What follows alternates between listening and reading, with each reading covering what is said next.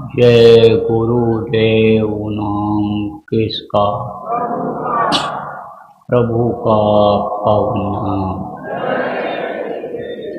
प्रभु का पावन नाम। जय गुरुदेव।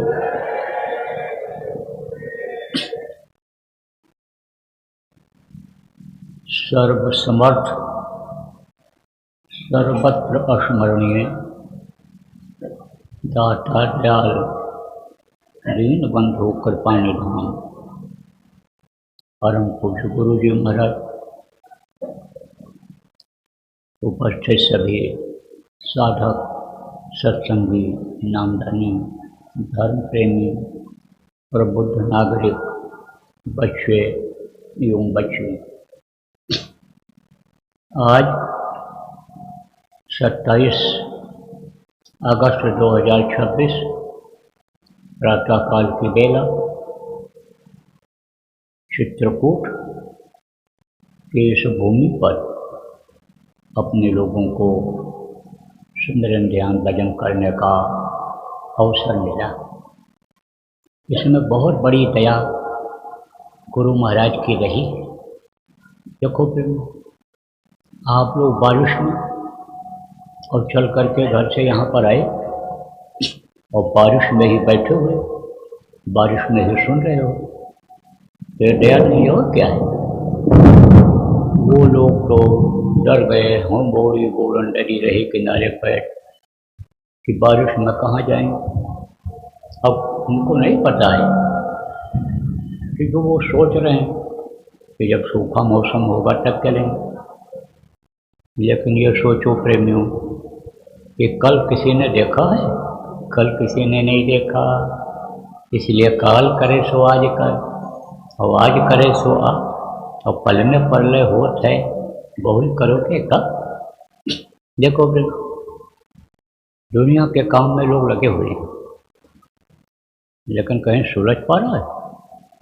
जितना सुलझाने की कोशिश करते उतने ही उलझते चले जाते हैं, वो सुलझने वाला नहीं है। तो सीधी सादी गांव के भाषा में भी कहा गया कि दुनिया का काम कभी कम नहीं होगा, लेकिन एक दिन बंदे हम नहीं होंगे। दुनिया के काम कभी कम नहीं होंगे और लेकिन एक दिन बंदे हम नहीं होंगे। तो देखो, ये जब दया होती है, संस्कार जगता है, तभी ये ऐसा अवसर मिलता है। और आप ऐसे अवसर पर आए हो कि जहां आपको गांठ खोलने का तरीका बताया जाएगा, बंधन से मुक्त होने का तरीका बताया जाएगा। और अगर इसको लोग नहीं जान पाएंगे तो लौट 84 आया, फिर इसी 84 के चक्कर में पड़ेंगे। कर्मों के अनुसार कीड़ा मकोड़ा, सांप गोजर, पशु पक्षी की योनि में बंद किए जाएंगे। बहुत समय के बाद कोटि जन्म जब भटका खाया, तब यह नर्तन दुर्लभ पाया, तब यह मनुष्य शरीर मिलेगा। इसलिए आपको समझने और चेतने की ज़रूरत है। तो देखो, मौसम को देखते हुए और आपकी परेशानियों को देखते हुए मोटी मोटी बात ही आपको याद दिलाऊंगा, जो पुराने लोग हैं, और नए लोगों को बताऊंगा जो आज आप आए हो। तो देखो फिर ये जितने भी जीवों को आप देखते हो, चाहे ये जानवर हों, चाहे कीड़े मकोड़े हों, चाहे आसमान में उड़ने वाले पक्षी हों, चाहे मनुष्य हो, यह सब उसी परमात्मा के बनाए हुए हैं। पेड़ पौधे, धरती, आसमान, यह सब उसी के बनाए हुए हैं।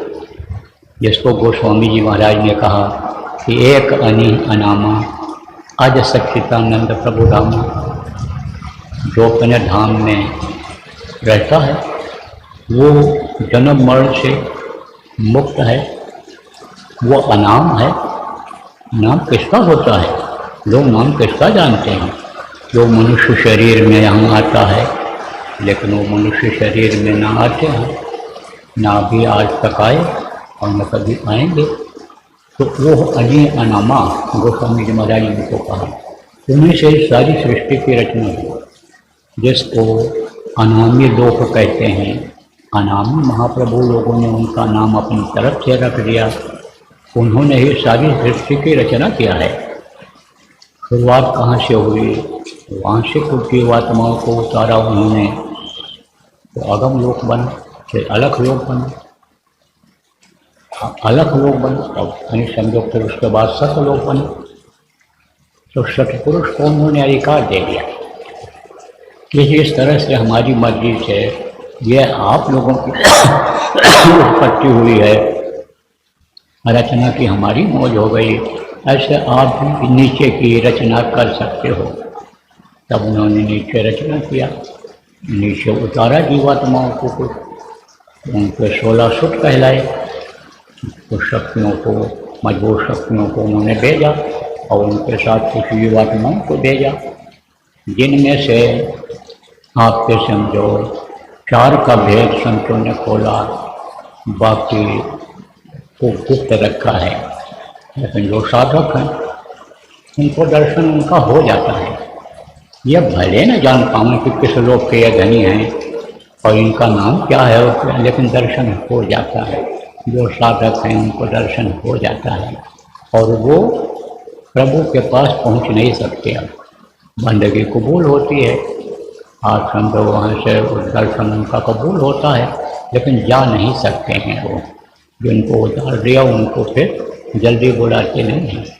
तो ये ऊपर से ही नीचे का विस्तार हुआ। आप समझो वहाँ उन्होंने फिर क्या किया, उन्होंने बवर गुफा बनाया और उधर में आप समझो कि 84,000 द्वीप बनाए और आप समझो कि उन्होंने ही महाशून्य बनाया। और उसके बाद में फिर नीचे का विस्तार हुआ, आप समझो पार ब्रह्मलोक बना, आप उसके बाद समझो ब्रह्मलोक बना। इनका अलग अलग नाम संतों ने बताया, आप समझो कि 10वां द्वार बताया, तिरुपति बताया। और उसके बाद में इधर आप समझो कि ये काल भगवान इनको कहते हैं, इनका लोक बनाया और सबको उतार दिया एक एक करके उन्हीं चारों में से कि जाओ अब तुम वहाँ संभालो, अब तुम वहाँ देखो व्यवस्था को। तो जो सबसे छोटे पुत्र काल भगवान जी उनको कहा गया, उन्होंने बहुत समय तक तपस्या किया और तपस्या करने से वो खुश हो गए और खुश होकर के उन्होंने कहा मांगो जो तुमको मांगना है, वरदान मांग लो। तब इन्होंने कहा आप हमको अपने जैसा राज्य दे दीजिए। तो अच्छा तो नहीं लगा उनको, क्योंकि उनके जैसा राज्य मांग लिया, लेकिन वचन दे चुके थे। तो आप देखो इसी धरती पर लोग पहले जिसको वचन दे देते थे जिंदगी भर निभाते। राजा हरिश्चंद्र का नाम देखो, रघुकुल रीत सदा चली गई, प्राण जाए बर वचन न जाई। रघुकुल की रीत रही है, राम भगवान को कोई खानदान की यह रीति रही है कि किसी को वचन दे दो तो उसको निभाओ। तो उन्होंने जीवात्माओं को दे दिया और कहा जाओ मसाला दे दिया, कहा जाओ रचना करो। तब उन्होंने इधर बनाया, क्या बनाया, पहले समझो कि वो जो प्रकृति और पुरुष कहलाए थे ऊपर, इनका लोक है ऊपर में, वही शक्ति को उतारा नीचे, जिनका नाम आद्या लोगों ने रखा। किसी ने महामाया कहा, किसी ने अष्टांगी दुर्गा कहा, किसी ने कुछ कहा। तो इनसे उन्होंने 3 बच्चों को पैदा किया, ब्रह्मा विष्णु महेश, और आज्ञा से कहा आज यहीं से तुम आगे सृष्टि की रचना करवाओ। तब उन्होंने इनको काम दे दिया, ब्रह्मा को सृष्टि की रचना का काम दिया और विष्णु को पालन पोषण का काम दिया और शिव को संहार का काम दिया। ये लोग अपने काम में लग गए और इधर इन्होंने क्या किया कि अंडज पिंडज हुकूमत बनाए। अंडज किसको कहते हैं, जिससे अंडे की उत्पत्ति होती है। पिंडज किसको कहते हैं, जिससे पिंड की उत्पत्ति होती है। जैसे मनुष्य का शरीर पिंड से ही बनता है। सबसे पहले सूर्य और चंद्रमा के समझो गर्मी और ठंडी से, कलशों से रक्त और वीर्य की उत्पत्ति होती है और उसी के बाद में फिर आपके समझो कि वो जन्म होता है। बर्तन है अंदर में, उसमें जमा होता है और उसी से शक्तियाँ होती हैं ऊपर में माँ के। कहाँ पर? जहाँ जीवात्मा बैठी हुई है, जन्म फिर उसी से बच्चा बनता है। तो पिंडज बनाए, पिंडज मारो रास्ता और जल के जीव बनाए इन लोगों ने मिल करके, सब लोगों ने। जैसे आज्ञा ने जल का जीव बना दिया, इसी तरह से विष्णु ने बना दिया, शिव ने बना दिया। तो अब आप ये समझो ये सब बन करके तैयार हो गए। जैसे ये खिलकर जिसको कहते हैं, पेड़ पौधे जिसको कहते हो, जिसको ये जानवर कहते हो, ये सब बन करके तैयार हो गए। लेकिन सृष्टि की रचना करने का, आगे बढ़ाने का, मतलब काम बढ़ाने का उनके पास मसाला नहीं था। ऐसी ताकतवर जीवात्माएं नहीं थी कि इसको वो आगे बढ़ा सकें। इसलिए उन्होंने फिर सत्पुरुष से प्रार्थना किया, कहा आप मेरे ऊपर दया करो, आपने ही कहा है, मैंने तो सब तैयार कर दिया, अब इनको हम चलाएं कैसे? तब उन्होंने जानदार आत्माओं को दिया और कहा जाओ। अब जीवात्माएं घबराई उस समय पर नीचे आने में, बोले कौन सा गुनाह हमसे हो गया, कौन सी गलती हो गई कि हमको आप नीचे भेज रहे हो? वहाँ हम जा कर के फंस जाएंगे, काल के चक्कर में, माया के चक्कर में आ जाएंगे, तो हमको निकालेगा कौन? कैसे हम यहाँ फिर वापस आ पाएंगे? तब उन्होंने कहा तुम घबराओ मत, और तुमको हम निकालने का हर रास्ता निकालेंगे। हम किसी को अपनी पूरी ताकत दे करके धरती पर भेजेंगे, वो संत कहलाएंगे, वक्त गुरु कहलाएंगे, समय पर मुर्शिद कामिल कहलाएंगे, स्पिरिचुअल मास्टर कहलाएंगे। ऐसे को मैं भेजूँगा। काल के कान खड़े हो बोले कि आप भेजोगे तो अब पावर रहेगी आपकी उनकी, तो निकाल के तो ले आएंगे जीवों को, लेकिन अब हमको बख्शीश दे दो। जैसे बच्चियाँ छुआते हैं लोग, उड़ान कराते हैं, तो बाद में कहते हैं सांगिता दे दो, ऐसे कहा उन्होंने बख्शीश दे दो हमको। तो अच्छा ठीक है बोलो। तब बोले कि वो इन जीवात्माओं को अपने साथ संत नहीं लाएंगे, इनको युक्ति बता करके, उपाय बता करके, और फिर उन्हीं के मेहनत से उनको यहाँ पहुँचाएंगे। मदद तो कर सकेंगे रास्ते, लेकिन करना उनको पड़ेगा। बोले ठीक है। फिर कहा एक वरदान और दे दीजिए, एक बख्शीश और दे दीजिए कि उनको पुराने जन्म का कुछ याद न रहे। क्योंकि पुराने जन्म का अगर याद आ जाए, मार पल थे, काटे गए, सड़ाए गए, जलाए गए, तपाए गए थे, चूहा बन गए थे, बिल्ली बन गए थे, तो कुछ कर पाओगे घर में? चिंता फिक्र में ही शरीर ये दुबला पतला हो जाएगा, और शरीर काम नहीं करेगा तो एक दिन प्राण निकल जाएंगे। इसलिए याद न रहे पिछले जन्म का, और कहा जो जहाँ रहे वहीं खुश रहे। अब आजकल देखो गरीब है, अमीर है, कहते हमारा यही ठीक है। भगवान पर तो विश्वास है, ईश्वर पर विश्वास है, लेकिन कहते हैं भगवान जा ही बिज रखे राम वही बिज रहिए। कहते हैं कि जैसे वो रख रहे हैं ऐसे रहे, जिसमें उनको संतोष हो जाता है। इसकी फिक्र आदमी नहीं करता है कि हमको सुख मिल जाए, और इस समय सुख की अगर इच्छा भी करता है तो कहाँ से सुख की इच्छा करता है? धन की इच्छा करता है, मान प्रतिष्ठा इज्जत की इच्छा करता है, जमीन जायदाद की इच्छा करता है, इन्हीं चीज़ों की इच्छा करता है। और ये इच्छा कभी पूरी नहीं होती है, क्योंकि आदमी की इच्छाएँ अनंत हैं। एक दिन लाख को तमन्ना, अब उस पर फिर इतनी हविष, फिर ठिकाना है कहाँ उसको बिठाने के लिए कहा गया कि दिल तो एक है, लेकिन हविष बहुत है, इच्छाएँ अनंत हैं, और वही रोकती हैं। देखो आप लोग सत्संग सुनते हो और इच्छा आपकी जगती है कि भजन करो, निकल चलो, ये वीराना देश है, दूसरे का देश है, जोगिया रंग चलो दशवा वीराना है, लेकिन मोह खत्म होता है। दो चीज़ों का मोह इस समय बहुत हो रहा है, चाहे नामदानी हो, गैर नामदानी हो, या पंचन और स्वामी कहते चलो चलो तो सब कहते हैं, चलो चलो चलो तो सब कहें, लेकिन पहुँचा बिरला कोई बिरला ही पहुँच पाता है। और एक पंचन एक स्वामी, ये दोनों बाधा डालते हैं। ये इसमें फंस जाता है कि और आगे नहीं बढ़ पाता है। इसीलिए बार बार सत्संग सुनना पड़ता है, बार बार बातों को याद करना पड़ता है। तो अब आप इस बात को समझो प्रेमियों, बच्चियों और बच्चियों, कि ये जीवात्मा को यानी समझो जो उनको मिली उसको इस शरीर के अंदर में डाल दिया। कहाँ बैठा दिया? इन्हीं दोनों आँखों के बीच में बैठा दिया। लेकिन वहीं पर एक वज्र दरवाजा लगा दिया, वहीं पर एक तो ये जल, पृथ्वी, अग्नि, वायु और आकाश से ये शरीर बना है। आपके समझो ये और आप समझो ये तीन अन्य रजोगुण करने दोनों करते, इसकी गांठ लगा अब ये बाहर निकल नहीं सकती, तो इसी में फंस गई और बहुत दिनों से फंसी हुई। जानकारी भी पिछले युगों में लोगों को हुई, लेकिन लोग कोई उपाय नहीं कर पाए। कोशिश बहुत किया, श्रुति पुराण को कहो उपाई और छूट न अधिक अधिक अरझाई। बहुत कोशिश किया लोगों ने, लेकिन छुटकारा नहीं पाए। तो अब आप ये समझो प्रेमी बच्चों और बच्चियों, ये समझो कि ऐसे अनेक फंसा दिया है। और ये समझो कि हृदय जाल, जगत जाल, हृदय जाल, माया का जाल, काल जाल, ये सब जाल फंसा दिया, मैंने डाल दिया, बांध दिया है इसी में। अब अगर समय रहेगा और स्वास्थ्य सही रहेगा, मौसम अनुकूल रहेगा, तो शाम को थोड़ा कल और शाम के सत्संग में आपको थोड़ा अन्य शब्दों विस्तार में समझा दूँगा। लेकिन ये छूटेगी कैसे?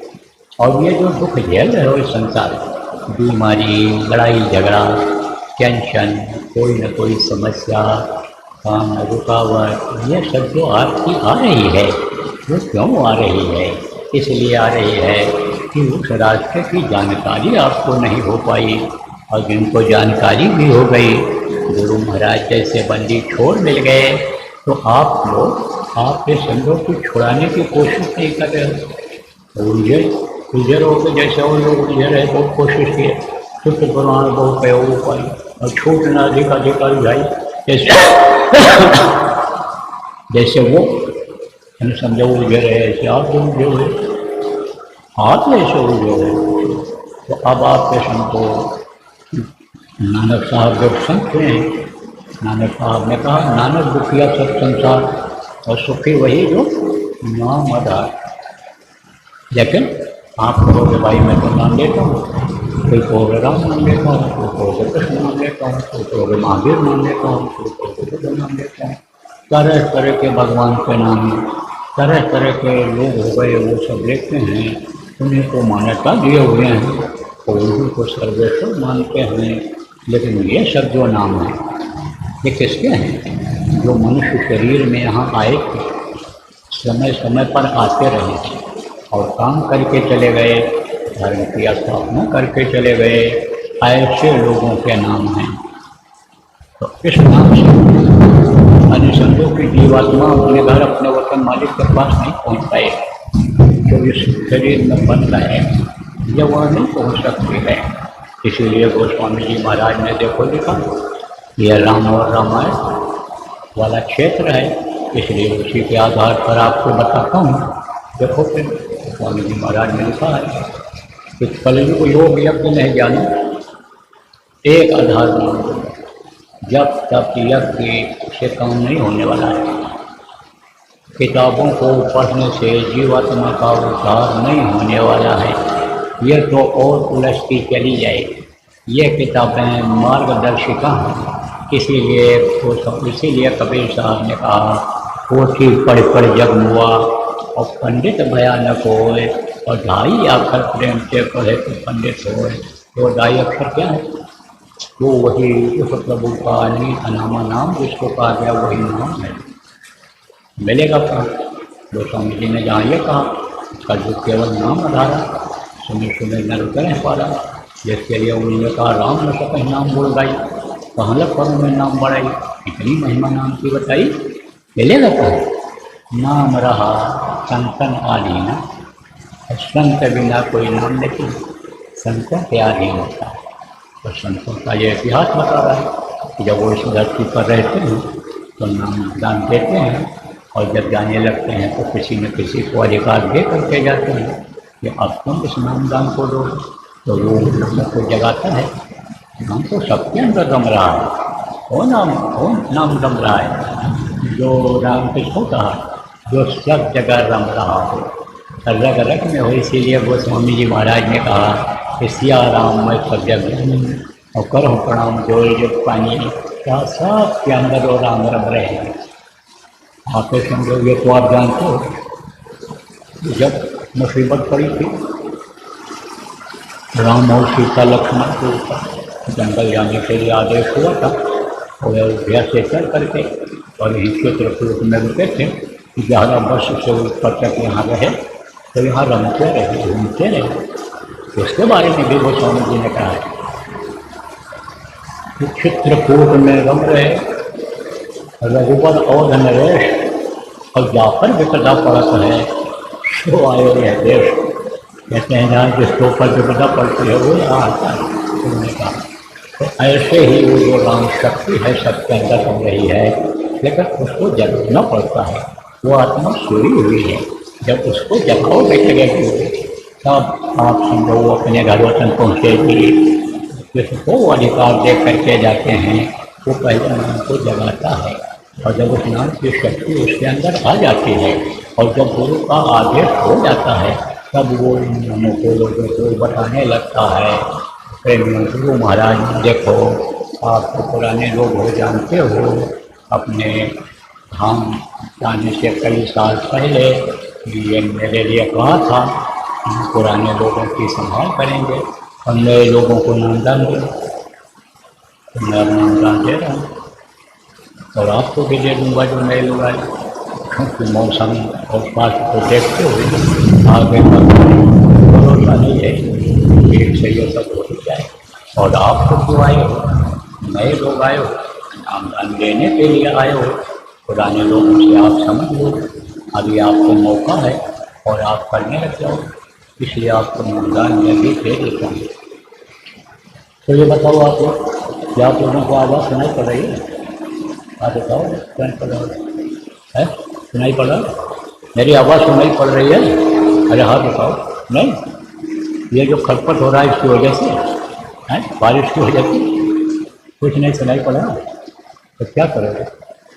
या तो इंतज़ार करो उनका, तो ये देर और कम हो जाए बोले तब आपको बता दिया जाए।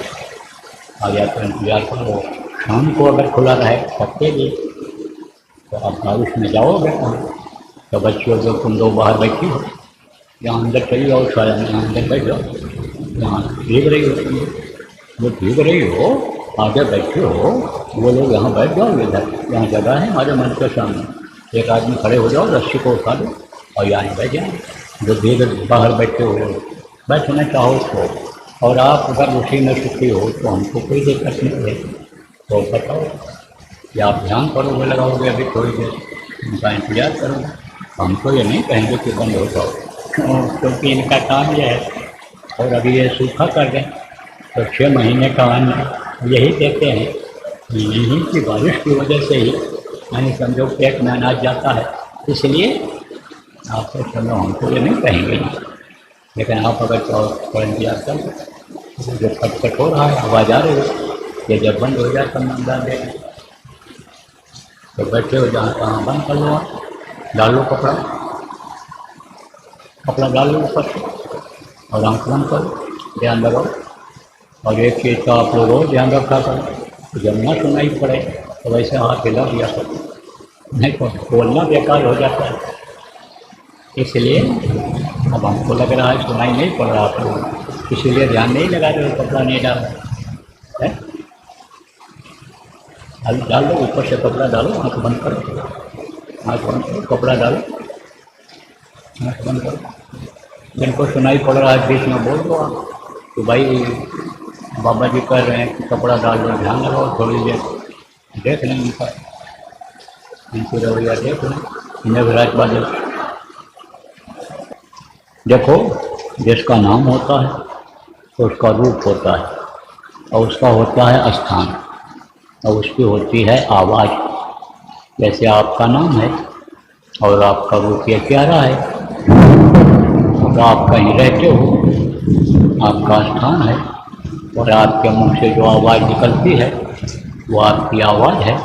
ऐसे इस वक्त पर यह 5 ध्वनि हैं, उनका नाम है, रूप है, स्थान है और आवाज़ है। तो वो मैं अभी आपको बताऊंगा, रटाऊंगा, याद कराऊंगा। जितना याद हो जाए आप याद कर लेंगे, और नहीं तो अभी सत्संग के बाद आपको लिखा हुआ कागज मिल जाएगा, उससे आप याद कर लेंगे। न मिल पावे कागज तो जिनके साथ आप आए हो या आपके आसपास में गाँव में या शहर में कोई पुराने सत्संगी हों, उनसे समझ लें तो वो आपको समझा देंगे। लेकिन ये ध्यान रखना रहेगा, इन नामों को किसी को बताना नहीं रहेगा। दूसरी चीज़ और ध्यान रखना है, यदि आपको आँख बंद करके ध्यान लगाने का बताऊंगा, सिखाऊंगा, और कान बंद करके बाहर के कान को आपको अंदर के कान से सुनने का बताऊंगा, तो अगर वो कान खुल गया अंदर का, अंदर की आँख खुल गई, जो यहाँ पर जीवात्मा दोनों आँखों के बीच में बैठी हुई है, तो ऊपरी रूपों की आवाज़ें सुनाई पड़ने लगेंगी, ऊपर का दृश्य दिखाई पड़ने लग जाएगा, देवी देवता भगवान इनको कहते हुए दिखेंगे। तो उसको हजम कर जाना, किसी को भी बताना मत। अगर बता दोगे तो बंद हो जाएगा, इसलिए आप किसी को मत बताना। ये चीज़ रख लो, याद कर लो। आप 3 चीज़ आपको सुमिरन, ध्यान और भजन।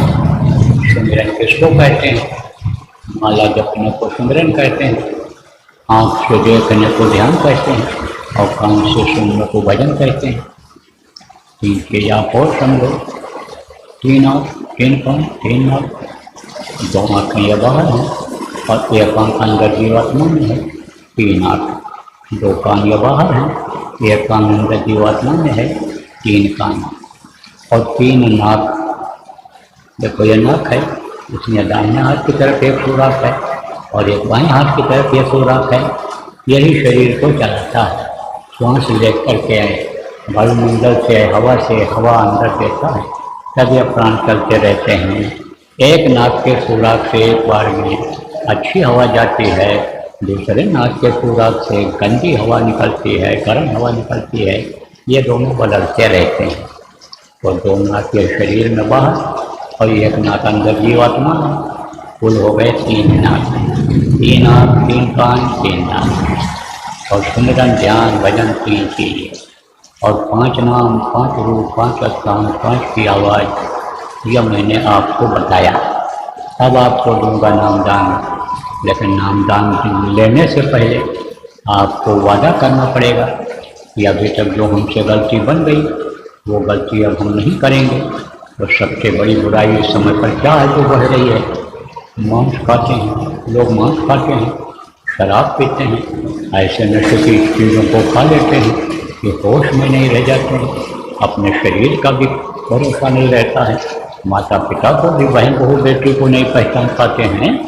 तो ऐसे नशे का सेवन मत करना। जैसे शराब, अफीम, कोकीन, गांजा, भांग, ताड़ी, इसमें तेज नशा होता है, इसका सेवन आप मत करना। और किसी भी पशु पक्षी का आप मांस मत खाना। मछली किसी भी तरह की हो उसको नहीं खाना है, अंडा किसी भी पक्षी का हो उसको आपको नहीं खाना है। बस हमारी तरफ से छूट है, शाकाहारी भोजन आप खाओ, जहाँ रहते हो वहीं रहो, जो भी बिजनेस व्यापार आप करते हो, नौकरी करते हो, मेहनती ईमानदारी से वो काम करो, उसमें आपको बरकत मिल जाएगी। कोई आपको साधु नहीं बनना, घर नहीं बनना है, कोई जाति पाति नहीं छोड़नी है, गांव देश नहीं छोड़ना है, इलाका नहीं छोड़ना है, जहाँ रहते हो वहीं पर रहो, लेकिन अब संयम और नियम से रहो। ये इतना जरूर कहूँगा। बैठो, जो नाम बोलूँगा, जहाँ जहाँ पे आप बैठे हो, खड़े हो, आप हम लोग वहीं से इन नामों को दोहरा लो। और फिर आपको जब मैं बोलना बंद कर दूँगा तो आपको चुप हो जाना रहेगा, फिर आपको समझाऊँगा। इसको कहते हैं भजन। इसी तरह से भजन करना। सुबह का समय बहुत अच्छा रहता है। सुबह जल्दी उठ गए और हाथ मुँह धो लिया, जैसे आलस दूर हो जाए, और ऊपर से कपड़ा डाला, आँख और मुँह बंद किया, और बाहर से कान में उंगली लगा करके और वो मस्तानी आवाज़ जो आती है जिसके लिए कामत मगर बढ़ जाए घनघोरा, वो आवाज़ को सुनने की कोशिश करो। बढ़िया मस्तानी आवाज़ आपको सुनाई पड़ेगी। हर आप ये समझो कि जैसे कोयल होती है कितना मीठी बोलती है, ऐसे तमाम पक्षियाँ हैं, इनकी बोली मीठी बोली सुनाई पड़ती है। वहाँ ऊपरी लोगों में मनुष्यों की भी बोली बड़ी मीठी होती है। देखो यहीं पर लोग बातचीत करते हैं तो कहते भाई इनको बहुत अच्छा तरीका मालूम है बात करने का, इनको लोग अपने वश में कर लेते हैं। तो फिर कौवा किसका धन हरे और कोयल किसको दे, लेकिन मीठी बोली बोलकर वश में सबको कर ले। तो अब आप ये समझो वो मीठी बोली इसीलिए ऊपर से आ रही है कि यह जुड़ जाएं हमसे, सुनने लग जाएं, एक दूसरे से प्रेम हो जाए, तो उसको सुनने की कोशिश करना। तो अब कार्यक्रम का होगा समापन। मैं एक प्रार्थना बोलूँगा और आप सब लोग दोहराइएगा और उसके बाद जो सुबह का कार्यक्रम संपन्न हो जाए। बोलो जय गुरुदेव, जय गुरुदेव। मेहर की नजर करो मेरी ओर में,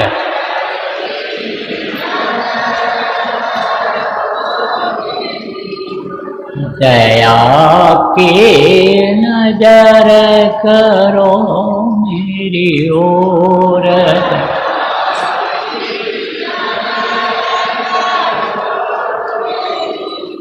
निष्दिन तुम्हें निहारूं सतगुरु निश,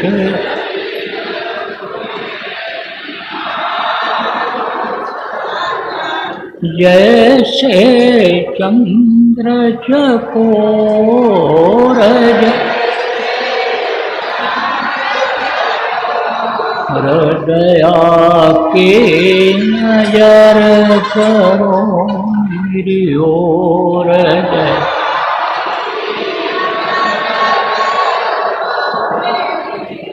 जानू न कौन भूल हुई तन से,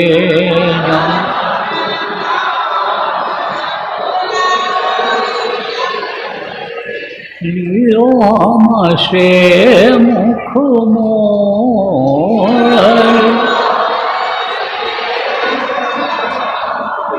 हृदया की नजर करो मेरी ओर,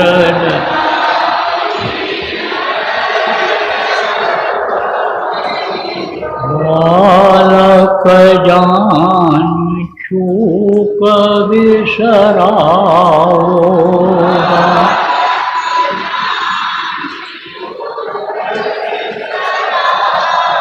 आया शरण अब मैं तोरा,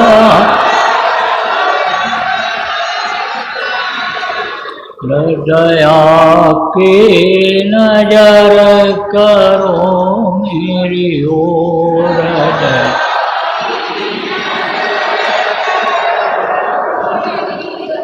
सदा दयालु स्वभाव तुम्हारा, सदा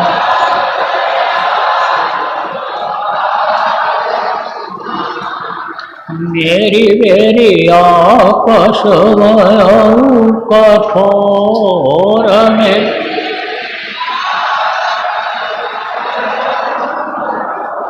हृदया की नजर करो मेरी ओर,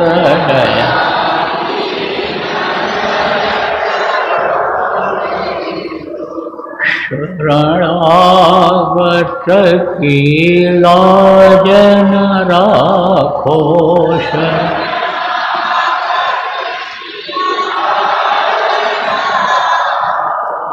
मोशो पतित अब जाए कहीं और,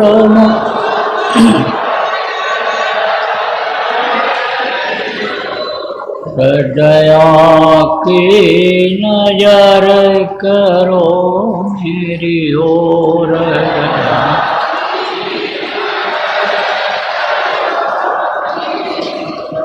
अब की बार उबार ले जो,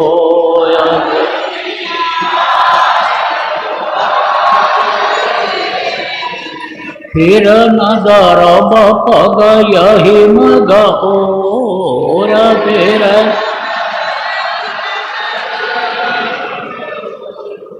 दया की नजर करो मेरी ओर,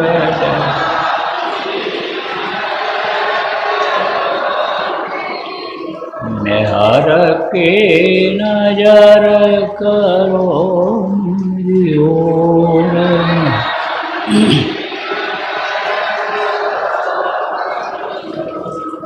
जय गुरुदेव,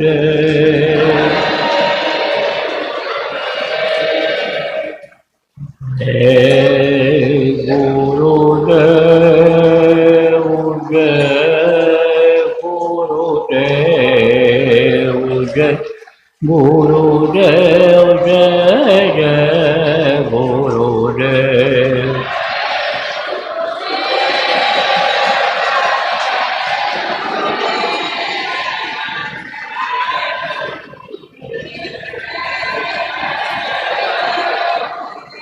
जय गुरुदेव, जय गुरुदेव, जय गुरुदेव, जय जय गुरुदेव।